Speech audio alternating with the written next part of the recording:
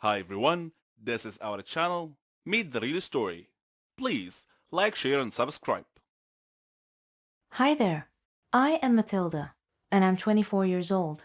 My story starts just before Thanksgiving, when I decided to visit and spend a few days with my grandparents. Their house was in an old neighborhood, near a graveyard, that people only whispered about in small circles. But I wasn't interested in all the rumors. I like to visit graveyards, to enjoy their peaceful landscapes and time-honored history. I was always welcome at my grandparents' house.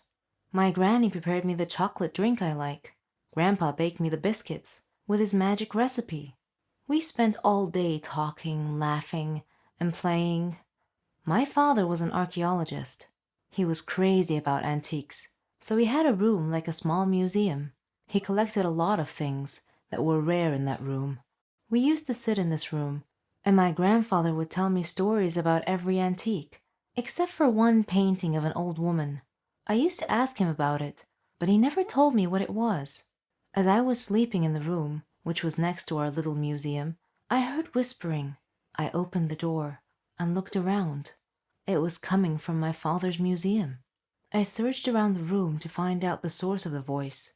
I couldn't believe it. The eyes and mouth in the old painting were moving, and I heard, "There's danger in the backyard." I ran, frightened, to my grandparents' room. My grandfather asked me what happened, and I told him. I thought he would mock me, but he brought his gun and went quickly to the backyard. He told me if he didn't return within 15 minutes, I should call the police. Suddenly, I heard shots.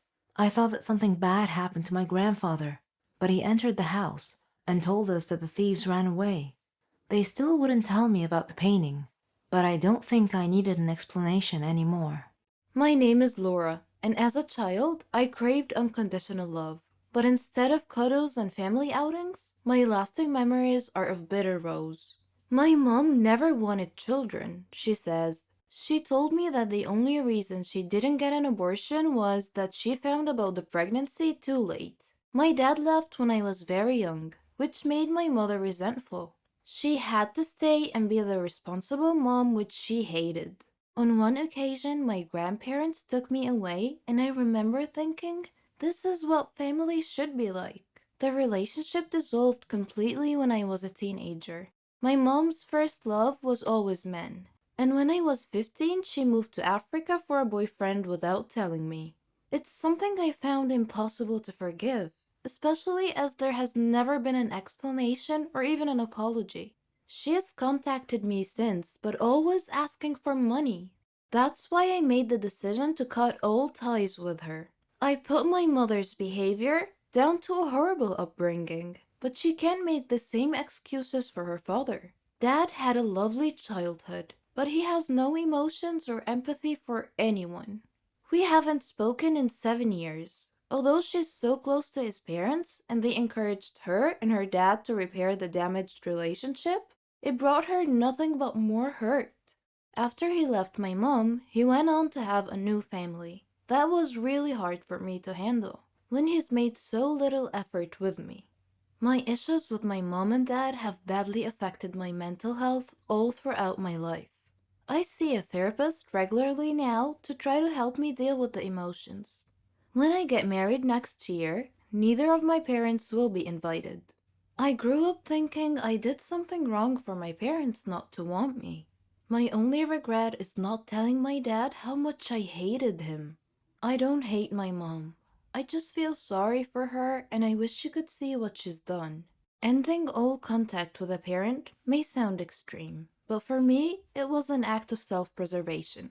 My dad left when I was 8, and I haven't spoken to my mom once since I moved to Germany 10 years ago.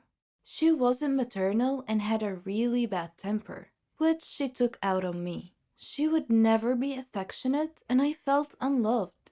I believe my mother may have had a miserable childhood, which meant she lacked the emotional tools to be a good parent. After I grew up and had my own daughter, our relationship got even worse.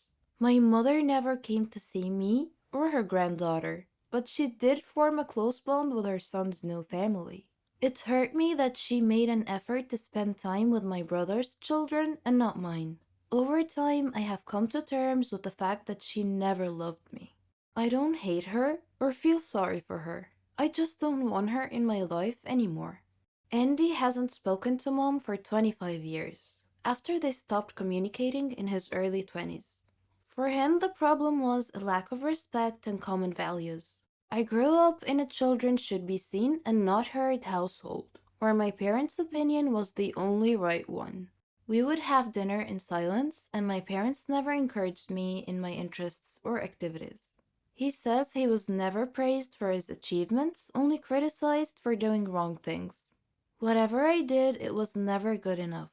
If I did well at something, my dad would always have to prove he was better. The house rules were strict, and he was sent to bed by 10 p.m. every night, even at the age of 16. But instead of sleeping, Andy found himself listening to the radio to escape the boredom. He quickly became interested in current affairs and politics, which gave him a new insight into the world. It made me realize that my parents' views were snobby, sexist, and racist. I was never allowed to voice any opinion that contradicted their views, or I'd be sent to my room. It made me lose respect for them. Andy and I were living in the same house, but we hadn't had a conversation for over a year. I can't say I regretted not making up with him. He was miserable to be around. Several years later, Andy graduated from university and bought a house. I was so proud, but my mom told me it was horrible. She said it looked like a council house and asked why he wanted to live in a slum. As his career advanced, she became more critical and constantly compared him with his half-brother. I was 21 and felt successful, but she was ashamed of everything I did because it didn't fit her snobbish ideals. Eventually, he stopped contacting both my mother and his brother, and has never looked back. It wasn't really a difficult decision to make because we had nothing in common and they didn't accept me or my life choices. Andy understands why some people see this as a surprising decision, but has no interest in sustaining a relationship for the sake of it. I feel like seeing your parents out of duty is wrong. If you have made no effort to build a relationship with your children, I don't think you can expect them to be there. For other families, the rift is a result of the parents' divorce. Like my friend Helen, she lost contact with 2 of her 4 adult children this year, after ending an emotionally abusive relationship with her father. Since they separated in 2011, it's been a slow process of parental alienation. Her son hasn't spoken to her since last year, and her middle daughter is now ghosting her on every channel of communication. She believes her former partner has used the same manipulation tactics on her children as those that destroyed their marriage. Once the kids got older and she developed her own life and interests, her ex became controlling and tried to stop her from doing the things that she liked. During a period of gaslighting that spanned many years, she says he told lies about her behavior to friends and family. Once he told them she was drunk and suicidal and she had gone missing. In reality, she had gone to the supermarket. When she joined a local band, he told everyone she was crazy and that she wanted to run away and become famous. Over time, her husband's side of the story was believed and Helen began feeling alienated from her family. She sadly lost her mom a few years ago, and her dad is a man's man and took her ex's side. The divorce impacted the children big time and damaged them emotionally. Despite making every effort to build bridges with her children, she admits she doesn't know what their father has told them. He has always made an argument before parties and celebrations to prevent her from coming to the event. He also accused her of having an affair, even though she never cheated on him. The relationships with her 2 estranged children became so strained that she wasn't given a chance to discuss what had happened. The only explanation they've ever given her is that she doesn't care about them or that she treats them as little kids. Though losing contact has been an extremely painful experience for both of us, I don't blame anyone. Not me, not my mom, not Helen, and not her children. It's no one's fault. I can very much relate to how Helen's children felt. They're like goldfish swimming in a tank where someone keeps adding a tiny bit of color every day until they start to see things in a completely different way. I would love a chance to reconnect with my mom, but I can't see how it will happen. At the moment, I feel like I'm standing outside and they're inside a glass room. I really miss my mom, my brother, and definitely my dad. Everyone has his own unique gifts. God gave us these gifts to help us and society. Some people use these gifts for good, while others use them for evil. My story deals with this latter group of people. My name is Bill, and I'm 19 years old. My story begins when my sister Bella and I were both only 13 years old. My family consisted of just her and me. You see, we grew up in an orphanage where none of the children had parents. We used to wonder where we came from and who our parents were, but we could never get any clear answers, so we stopped asking such questions. Our lives had been quite normal up to that point, and then one day, a surprise dropped into our laps. Our parents showed up to take us home.